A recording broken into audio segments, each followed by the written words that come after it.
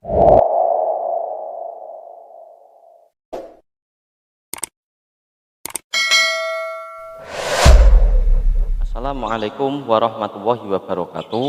Qala al-musannifu rahimahullahu taala wa nafa'ana wa nafa'ani bi ulumihi fid dharaini amin ya rabbal alamin. Sahabat Khalis Studio yang dirahmati Allah dimanapun Anda berada, alhamdulillah pada kesempatan kali ini kami masih bisa melanjutkan episode sebelumnya atau video-video sebelumnya. Namun untuk kali ini kami akan membahas seputar pertanyaan-pertanyaan dari sebagian sahabat Khalis Studio. Untuk kali ini kami membahas bagaimana hukumnya berkorban untuk orang yang sudah meninggal dunia. Namun sebelum kami melanjutkan video kali ini, mohon dukung terus channel kami di Khalil Studio. Sahabat Khalil Studio yang dirahmati Allah, sebentar lagi umat muslim akan memasuki bulan Zulhijjah, yakni bertepatan dengan Hari Raya Idul Adha. Pada hari istimewa tersebut, umat muslim dianjurkan untuk menunaikan ibadah kurban, yakni pada tanggal 10, 11, 12, dan 13 Zulhijjah.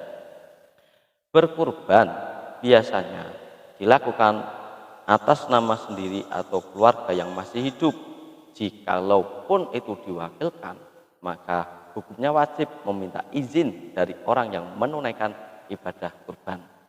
Namun ada juga orang yang ingin berkorban untuk keluarga yang telah meninggal dunia, mungkin orang yang dicintai seperti orang tua, keluarga, atau teman, yang dimungkinkan semasa hidup almarhum masih memiliki kekurangan secara finansial. Lantas bagaimana hukumnya berkorban untuk orang yang sudah meninggal dunia?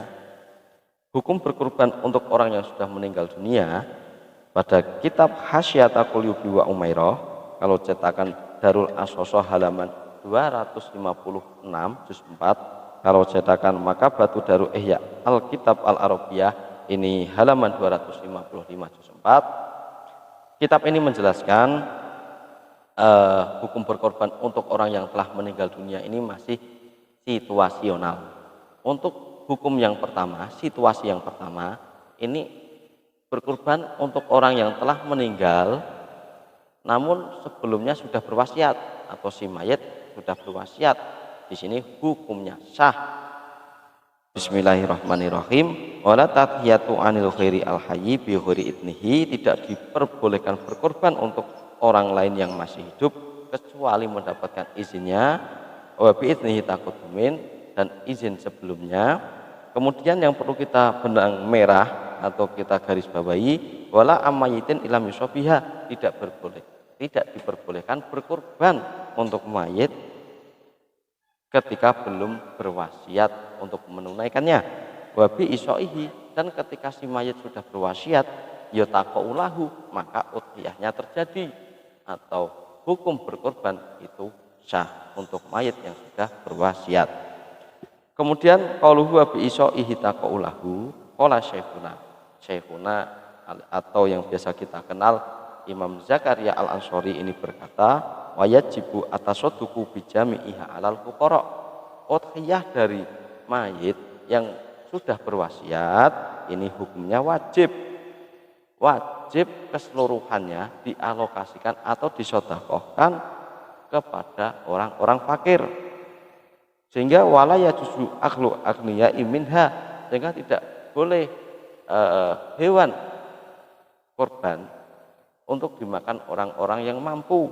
Wala nadiri ala waqfiha, dan tidak boleh pula untuk nadir atau penjaga wakofan udhiyah. Wala zabihiha, dan tidak boleh pula untuk jagal udhiyah atau orang yang atau panitia udhiyah, ini tidak boleh diberikan kepada orang tersebut. Li ta'adzuri idznil mayyiti fil akli, karena ini alasannya sulitnya mendapat izin atau ridho dari mayit untuk memberikan makanan kepada mereka. Ini pendapat Syekhuna Imam Zakaria Al-Ansori. Jadi kami simpulkan, untuk situasi yang pertama, berkorban untuk mayit yang sudah meninggal dunia dan ini sudah berwasiat atau si mayit sudah berwasiat, ini hukumnya sah. Namun pengalokasian daging kurban ini hanya tertuju untuk beberapa orang fakir. Kemudian pada situasi yang kedua yakni berkorban untuk orang yang sudah meninggal dunia namun belum berwasiat atau si mayit belum berwasiat. Di sini pada situasi yang kedua ini hukumnya ada dua pendapat. Pendapat yang pertama, tidak sah untuk berkorban untuk mayit yang belum berwasiat, ini hukumnya tidak sah. Ini merupakan qaul ashah, qaul yang paling kuat, di mana mayoritas ulama mazhab Syafi'iyah memilih pendapat tersebut. Coba kita lihat pada lafaz wala ammayitin ilam yusobiha, tidak sah udhiyah untuk mayit ketika belum berwasiat. Sekali lagi ini adalah qaul yang paling sahih. Kemudian untuk pendapat yang kedua, berkorban untuk mayit yang belum berwasiat, ini hukumnya sah seperti apa yang telah dikatakan oleh Imam Ar-Rafi'i, wa qala Ar-Rafi'i fayam bagi ayaqo alahu wa ilam yuso. Kata Imam Ar-Rafi'i, sebaiknya udhiyahnya ini terjadi atau dihukumi sah meskipun belum berwasiat. Jadi berkorban untuk mayit yang belum berwasiat, kalau menurut pendapat Imam Ar-Rafi'i sebaiknya dihukumi sah.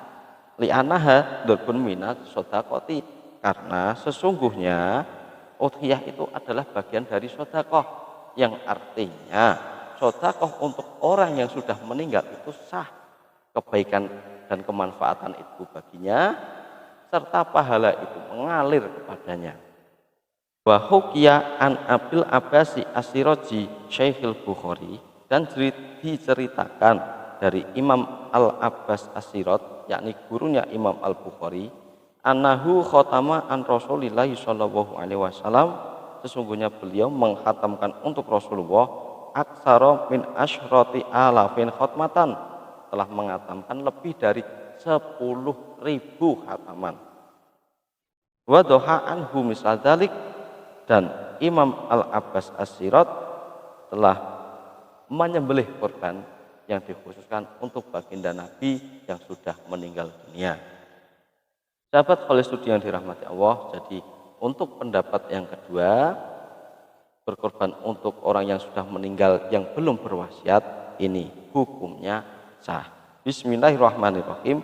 Wa qala lan ngendika sapa Ar-Rafi'i, Imam Ar-Rafi'i, payam bagi mongko prayoga apa ayako ayen to tumiba apa isaihi utawa wasiate mayit sing durung wasiat lahu marang mayit, wa ilam yuso senajan durung wasiat sapa mayit, li anaha krana temen setuhune udhiyah iku darbun bagian minas sedaqati saking sedekah.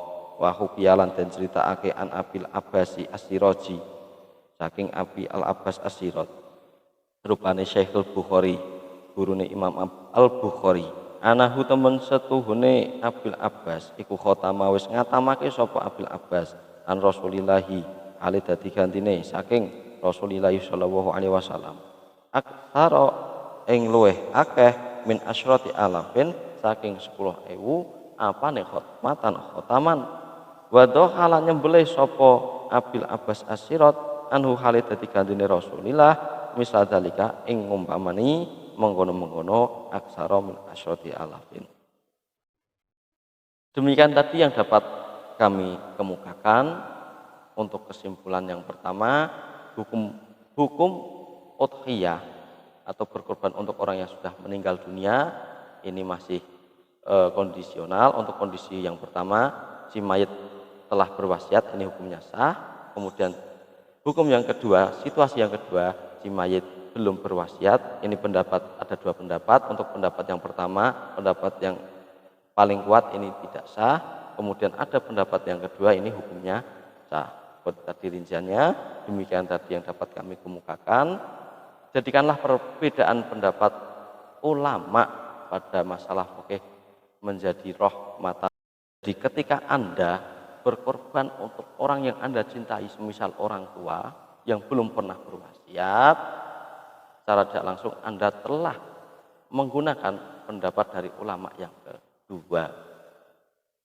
Sahabat Khalil Studio yang dirahmati Allah, kami selalu menerima kritik dan saran dari Anda pada kolom komentar di bawah ini. Wallahul muwaffiq ila aqwamit thoriq. Assalamualaikum warahmatullahi wabarakatuh. Kemana-mana ya, tetap di channel